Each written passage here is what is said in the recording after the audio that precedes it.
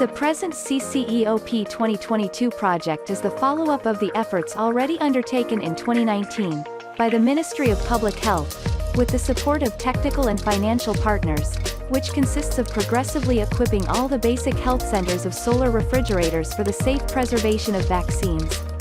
361 refrigerators of B Medical Systems are retained for the second phase CCEOP, and they will be distributed in 19 regions and 64 districts of Madagascar.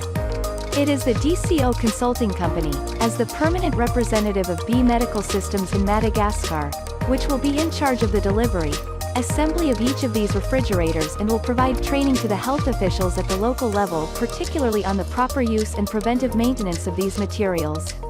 60 refrigeration technicians from DCO Consulting have been upgraded on the assembling of these TCW refrigerators, and will then be deployed in the 361 target health centers by the CCEOP2 project.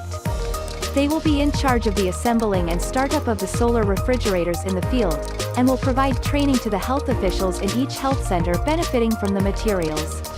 For this second phase CCEOP, Dynamic Consulting is in charge of deploying two types of TCW refrigerator models.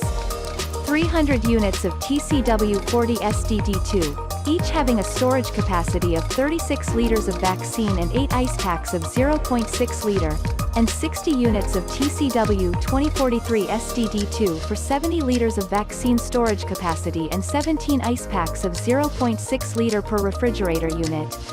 Among the 361 target health centers, 57 will have metal posts as support for solar panels.